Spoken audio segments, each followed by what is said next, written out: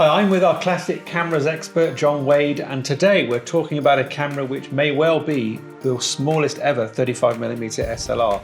So John, tell us about this camera. What is it called first? Well, first of all, it's called the Mecaflex, and it's my contention that it's the world's smallest 35mm SLR, and I do stand to be corrected, but it's certainly pretty small. Small for a 35mm SLR. It was designed in Germany by a man called Heinz Kilfitt, who was a German lens designer and not so much a camera designer, mainly lenses, but he did a few cameras as well. And he took the design to Metz, the people who make radio CVs and also some flash guns, and they built it for him for a while, and he built the lenses. And then for some reason, I know not why, the deal went a bit sour, and he took it to a company in France called Saroa. And Saroa carried on making it. And you really wouldn't know the difference between the two cameras other than the fact that there's a little M here on the Metz ones. M for Metz. And a little S on the Saroa ones. The only other difference is that Saroa made about 100 special editions in lizard skin, which are very, very attractive and very, very expensive. I don't have one. Not so appealing for lizards, probably. But... Not so much, no. Not so much that. So here it is. The first thing that challenges people is, where are the controls? Well, under here, we open up. Wow, okay. Waist level finder. A little waist level finder there. We can push that forward to get a magnifying glass that comes up to view the finder, and also gives you a view straight through a gap there. All right. To give an eye level view. The magnifying glass, which comes over the top, is made to be used like that, not like that, as you would on belly. Now, it's also got a very interesting early version of stop-down apertures, which you don't find too much in this year. 1953, this was made. And so what you do, you wind the film on like that, and then you set the aperture on this ring to its widest setting. Right. And as you do that, a small pin comes out there and blocks that lever from going back. Right. You then turn your aperture back to whatever you're shooting at, f8, f11, whatever. And then as you take first pressure on the shutter release, which is here, that pin retracts, that lever snaps back, and it shuts down to the required aperture. Right, okay. All in the time. It's kind of stop-down aperture as early. So it's quite an early version of that. It did have interchangeable lenses, which we can take off here. Okay, just pulls off. Okay, it just no twist. That just locks it into position. And there is a 105mm. You usually find it with a 40mm. That's the 40. This is the 40 standard, 3.5 or 2.8. This one is the 3.5. Okay. There's also a 105mm semi-telephoto lens for it, which is very rare. I'm afraid I don't have. But which ones do you have? What I do have is this. This is actually even rarer, and there is a small story behind it. This is a macro kelar. Now, Heinz Kilfitt, who designed this, was the man who produced, I don't know if it was the earliest, but one of the very earliest macro lenses. And this was it, called the macro kelar. Now, I knew from various things I'd read that he made one to fit the Mecaflex. Otherwise, it was things like Exacta or whatever. But I could never find one. One came up at auction a couple of years back now, and the auctioneer described it as a macro kelar with an unknown mount. So I wrote to the auctioneer, I said, do you know? No, he had no idea what. So I thought, well, if he has no idea what it is, maybe it's the Mecaflex mount. So I bought it, and it wasn't. Okay. I don't know what it was, but it didn't fit.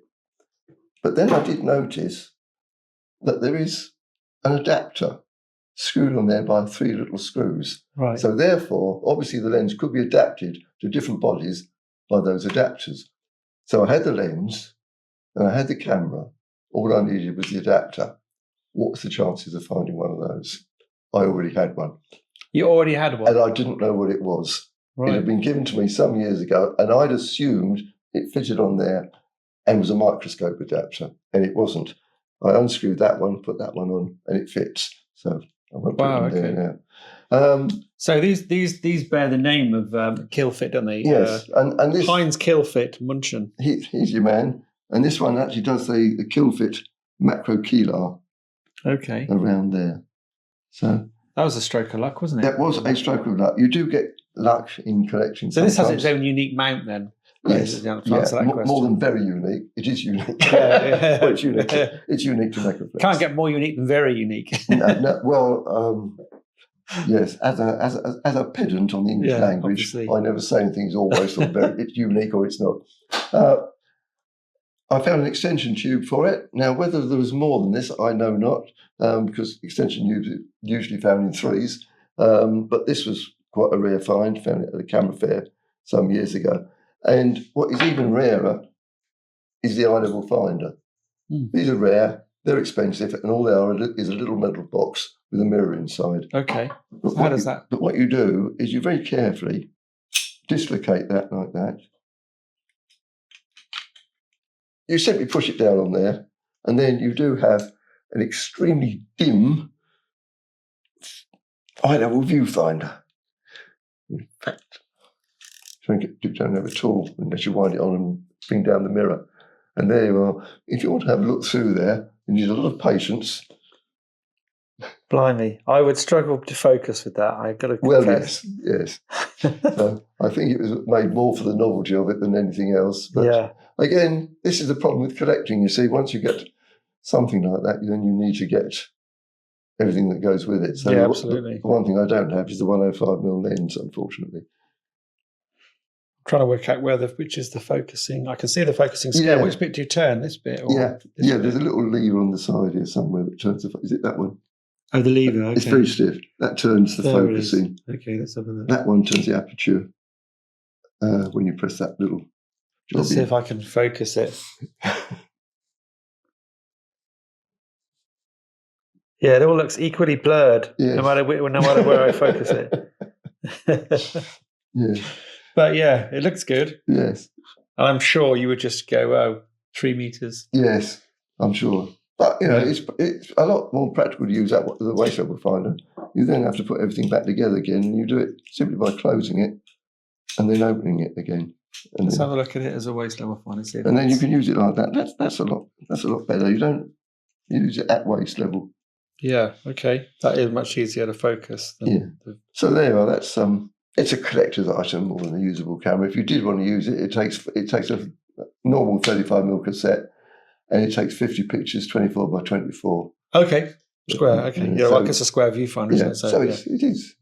At a push, it's usable, but it's more collectible and usable these days. And on the top, you've got your frame counter here, and you've got your ISO, ASA there. Okay, fantastic. And then to close, you've got to close that first. You've got to.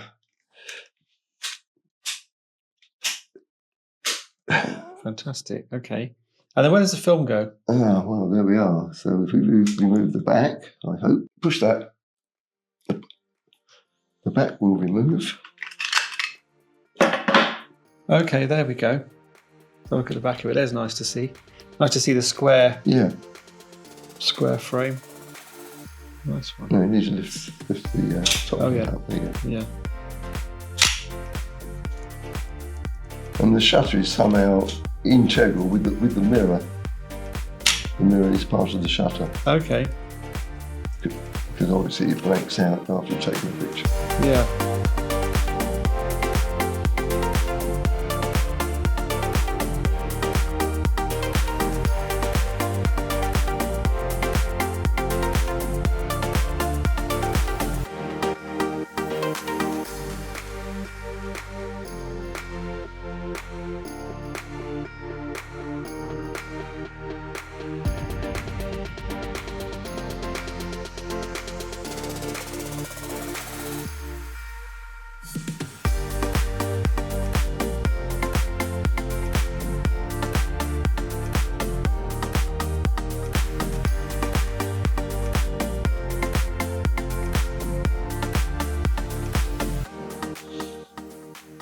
That's a neat little camera. It is.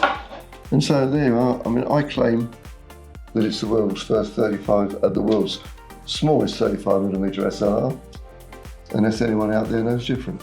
Be interested. I'm sure the internet will tell us if we're wrong. Right. We'll see if we can get that back on again. So, thanks for this fascinating tour of the Mecaflex. Is it the world's smallest ever 35mm SLR? I'm sure you'll tell us if we're wrong. In the meantime, even if it isn't, it's still a very interesting and unusual camera. I think so. So thank you for showing it. And one I'm very pleased to have in my collection. And how rare are they if somebody wants to buy one? On a scale, they're rare. They're not very, very rare. You see them around. You see them more in France. Okay. I used to go to camera fairs in France a lot, and you always saw them in France. Okay. For some reason. And obviously the Sorona ones. Excellent. But yeah, I haven't seen another one for years. Right. But I just got that by sheer luck. I got that one. Well, thanks for showing us this German one. Yes, that's a German one. Okay. Thank you. That's a pleasure. Okay, I hope you enjoyed it. Hope you found it interesting. Do tell us what you think of it in the comments below. Don't forget to subscribe to our channel and like the video if you enjoyed it.